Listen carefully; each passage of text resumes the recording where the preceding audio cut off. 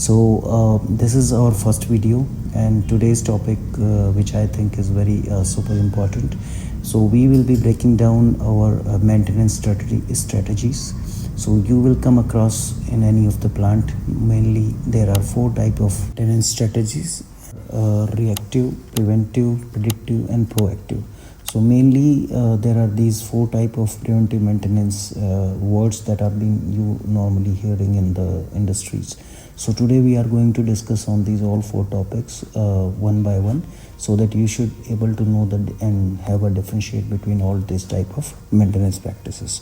Let's go with the first one, that is the reactive maintenance. So you also heard this type of maintenance with another names, that is run to failure, or you can say the breakdown maintenance.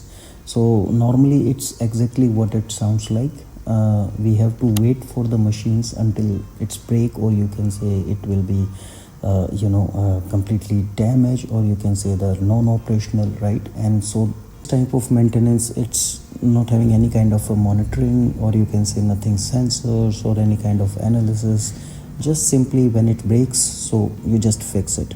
So it's a simple and come with zero you can say the upfront cost. But there is a one catch here. If you can see here, that you will be definitely, for example, some machine will going to break down immediately, so you need to be in hurry. You need to arrange the extra manpower during it's a kind of emergency. And also if critical machines goes down, so you are just directly looking towards a kind of a major production loss. So now here is the truth, that most of the managers today will proudly say that we moved away from reactive maintenance. But in reality, not all machines need the predictive or proactive care.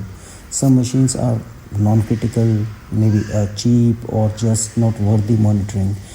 And for those, reactive maintenance is perfectly fine.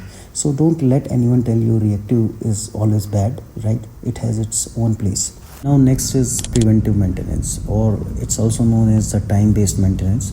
So here in this maintenance, we just follow a fixed schedule. Like for example, lubricating a machine every month, or changing the bearings every year, or whether there is a need for it or not. So it's a kind of a fixed schedule maintenance.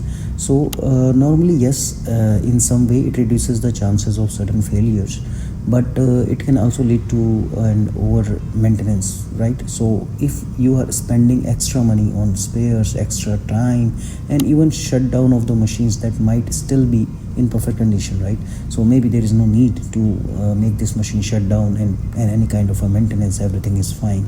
So this method normally works best for non-critical equipments, or when monitoring cost is more than just replacing any part, you can say the bearing or coupling or whatever the mechanical or electrical part is. Now let's talk about the third one, that is predictive maintenance, also known as CBM, or condition based maintenance. So normally here we monitor real parameters of the machines, like you can say the vibration, it can be temperature, or maybe the pressure, right? So based on the data, whatever the data we are going to receive with these monitoring tools, or you can say the sensors, so we decide that when to take the action. So definitely yes, it's more advanced, but it does need few things, that one is the skilled manpower. Definitely you have to invest more on the manpower. They should be the certified guys. And the second will be the costly tools, because tools like vibration analyzers, or you can say the alignment kits or the balancing kits, so they are more expensive. So definitely the most important part in this type of maintenance is you will be needing the support, especially from your top management. So why you need the support? Because the ROI, to be honest, ROI is hard to show on paper, because normally you are avoiding the breakdowns, sure, but how do you prove something that you would have failed if you hadn't intervened, right? So that's why trust and long-term vision are the key here. Finally, our last one, that is the proactive maintenance. So you can say this is a advanced version of the one step ahead of the predictive maintenance. So for example, that once you have detected the fault by using the predictive maintenance, or by doing the PM, so here we have to dig down more deeper, right? So for example, we have to use the different kind of analysis tools, like for example RCFA, like root cause failure analysis, that why this fault happened. So just for a normal example, for example, that if a bearing failed, right, so we don't just replace it. So we will be doing the complete root cause, or you can say the why, that why was it like installed in a wrong way, or was a misalignment, or maybe it was failed because of the lack of lubricant, or over lubrication. So it depends on the what kind of the main reason behind this kind of failure.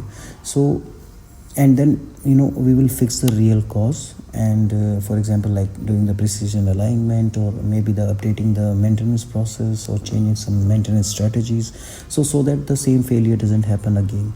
So this is where you can say the maintenance become smarter, or you can say the strategic, and also the sustainable.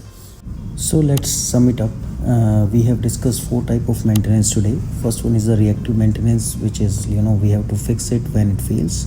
And second one is the preventive maintenance, so it's a kind of schedule based. And the third one is the predictive maintenance, which is based on the data. And the last one is the proactive maintenance, which is the fixing of the root cause. So each strategy has a place. It's all about choosing what is the right fit for you. So if you find this video helpful, make sure to like and subscribe, and hit the bell icon for more technical training like this. So this is just the beginning. Stay tuned to SkillTorque for real world knowledge we make very simple. And thanks for watching, and see you in the next one. Thank you.